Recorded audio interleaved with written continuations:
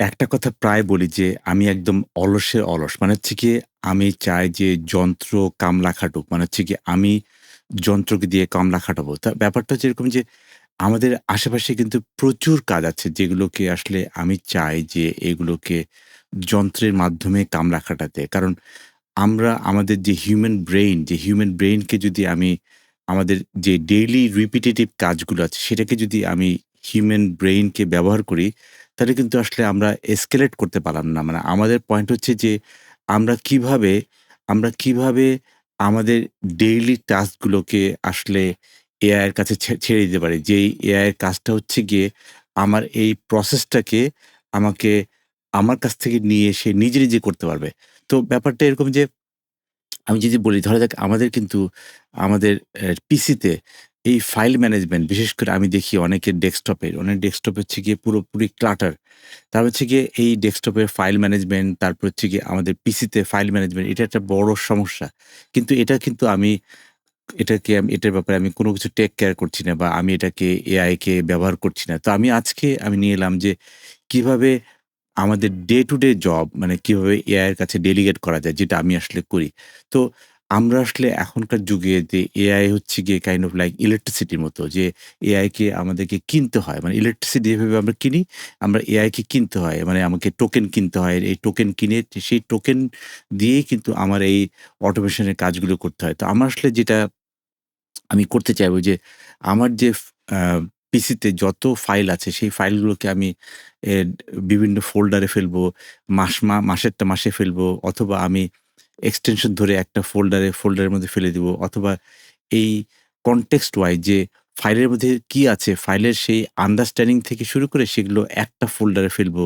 বা ধরা যাক আমার আ পিসিতে ট্যাক্স রিলেটেড যা ফাইল আছে সেটাকে একটা ফাইলে ফেলবো, একটা ফোল্ডারে ফেলবো। সেই ফোল্ডারটাকে আবার সাব ফোল্ডার ফেলবো যেটা কোনটা কোন মাসে বা কোন বছরে আসলে আমরা ট্যাক্স ফাইলিং করেছি সেটা সেই ফোল্ডারে সেই বছরের আন্ডারে সে চলে যাবে। তার মানে হচ্ছে কি এই ধরনের কাজগুলো যদি আমি হিউম্যানলি যদি করতে চাই, it would take 2 to 3 months যেটা আসলে ইম্পসিবল অ্যাজ এ হিউম্যান এবং এটা এতটাই রিপিটিটিভ জব যেটা আসলে আমি করতে চাই না। তো আমি আসলে চাই যে না এটা আসলে আমার ল্যাপটপের বা আমার পিসির কামরাটা করুক। তো এখন এটার জন্য আমরা আসলে কি করতে পারি? যে আমরা তো এই ইলেকট্রিসিটির মতো আমরা এআই টোকেন কিনে করতে পারি অথবা আমরা মনে করতে পারি না আমরা আসলে একটা ব্রেইনকেই আমার ল্যাপটপে বা আমার পিসিতে আমি ইনস্টল করে নেব। তো এখন আমাদের অনেকের কাছে কিন্তু ১৬ জিবি র‍্যাম কিন্তু থাকে। তো ১৬ জিবি র‍্যাম যদি থাকে তার মানে হচ্ছে আমি এখানে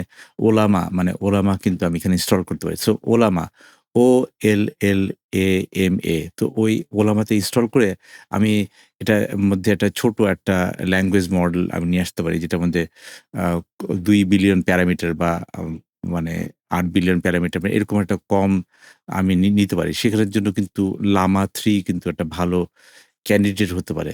এটা একটা। তারপর হচ্ছে গিয়ে ১ম হচ্ছে গিয়ে আমার একটা ব্রেইন লাগবে। সেই ব্রেইনটা হচ্ছে গিয়ে ওলামা হচ্ছে কি সেই ফ্রেমওয়ার্ক এর মধ্যে আমি লামা 3 আমি ধরা যাক আমি নিলাম।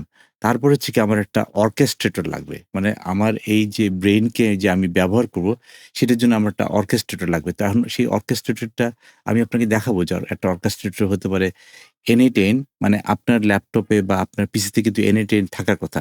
N8N কিন্তু এখন গ্লোবালি খুবই নামকরা। তো এই N8N কিন্তু আপনি দেখতে পারেন। আর এর পাশাপাশি আমি যেটা দেখছি যে না আসলে আমি আ ধরা যাক আরেকটা অর্কেস্ট্রেটর আমার কাছে খুব ভাল লাগছে ইদানিং। সেটা হচ্ছে গিয়ে আপনি দেখতে পারেন যে Flowise Flowise কিন্তু এটা একটা ভালো একটা অর্কেস্ট্রেটর এবং এই অর্কেস্ট্রেটরটা আপনি দেখতে পারেন যে this is a good orchestrator এবং এই ধরনের অর্কেস্ট্রেটর কিন্তু আমাদের ভালোভাবে কাজ করা যায়। তো এরকম আরো আছে আ EGNO বা এই ধরনের অর্কেস্ট্রেটর কিন্তু আমরা দেখতে পারি।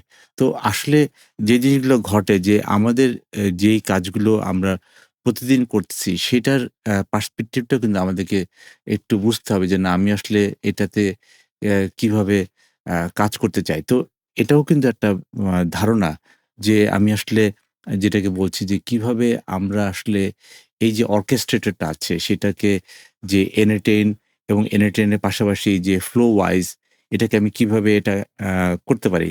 মানে কারণ আমি চাই যে একটা লো কোড বা নো কোড একটা ফ্রেমওয়ার্ক। সো N8N এবং Flowise কাইন্ড অফ লাইক একটা লো কোড বা নো কোড একটা এনভায়রনমেন্ট হিসেবে কাজ করে। তো এখন এটা তো আমি লোড করলাম। ধরা যাক আমি লোড করলাম আমার N8N। তো N8N লোড করার পর তো আমাকে তো এর যে লোকাল ফাইল সিস্টেম নোড গুলাকে, সেই লোকাল ফাইল সিস্টেম নোড গুলাকে আমি কানেক্ট করব এবং লোকাল ফাইল সিস্টেম নোড গুলোকে আ কা মানে কানেক্ট করার পর সেখানে কিন্তু আমি বলব যে কিভাবে আসলে আমার এখানে এই রিডিং ফাইল বা আমার যে অ্যা মানে ফাইল ম্যানেজমেন্ট সেটা কিন্তু এখানে ওয়ার্কআউট করতে হবে। তো এইজন্য আমি মনে করি যে আমার ইনফ্রাস্ট্রাকচার এর মধ্যে কিন্তু আমি রিড ফাইল, রাইট ফাইল এই যে এজেন্টটা মানে আমার যে ফাইল সিস্টেম টুল এনএট এর মধ্যে বা যে ফাইল সিস্টেম টুল আছে সেই ফাইল সিস্টেম টুলটাকে আমি এখানে আ চালু করব রিড ফাইল এবং রাইট ফাইল দিয়ে এবং সেই যাতে আমার এজেন্টটা কিন্তু আমার পিসির যে ফাইলিং সিস্টেমটা আছে সেই পিসির ফাইলিং সিস্টেমের সাথে সে যেন ইন্টারেক্ট করতে পারে এবং ইন্টারেক্ট যখন আমি করব তখন আমাকে কিন্তু এজেন্ট তো এখন এজেন্টকে তো আপনাকে একটা অ্যা মিশন দিতে হবে। মিশন না একটা গোল দিতে হবে। তো কিভাবে আমি একটা গোল দিতে পারি? আমি বলতে পারি যে, ঠিক আছে আমি একটা আ এজেন্টকে একটা সিস্টেম মেসেজ দিতে পারি। বললাম যে, "you are the file manager. You are the file manager.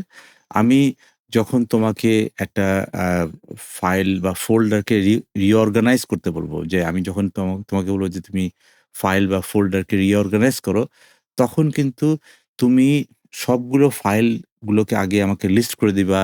তারপরে সেই ফাইলের মধ্যে সে contextually যে কোন ফাইলের মধ্যে কি জিনিস আছে, সেই জিনিসটার উপর ভিত্তি করে তুমি সাব ফোল্ডার বানিয়ে সেই সাব ফোল্ডার গুলোর মধ্যে তুমি সেই ফাইলগুলোকে নিয়ে নিয়ে যাবা। যেমন ট্যাক্সের ফাইল যদি হয় তাহলে ট্যাক্স ফোল্ডারে নিয়ে যাবা। ট্যাক্স ফোল্ডারের মধ্যে নিলে ট্যাক্স ফোল্ডারের মধ্যে আমি গত বছরে দিয়েছি, গত বছর আগের বছর দিয়েছি, আগের বছর দিয়েছি। সুতরাং এগুলোকে সেভাবে ইয়ার ওয়াইজ তুমি ভাগ করে ফেলবা। তার মানে হচ্ছে ট্যাক্সের মধ্যে আবার ইয়ার ওয়াইজ ভাগ করে দিবা এবং সেটা একটা মেথড হতে পারে। আরেকটা মেথড হতে পারে যে এক্সটেনশন ওয়াইজ ও আপনি করতে পারেন এবং সেটাকে ইয়ার ওয়াইজ করতে পারেন।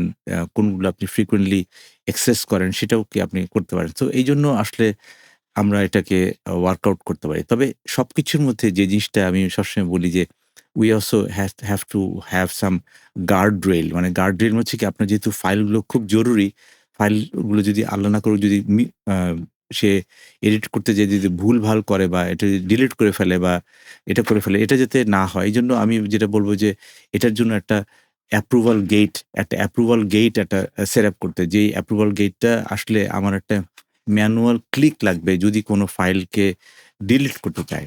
যদি কোনো ফাইলকে ডিলিট করতে চায় তাহলে সেই সেই যে অ্যাপ্রুভাল গেটটা আছে সেটা আমার একটা ম্যানুয়াল ইন্টারভেনশন লাগতে পারে।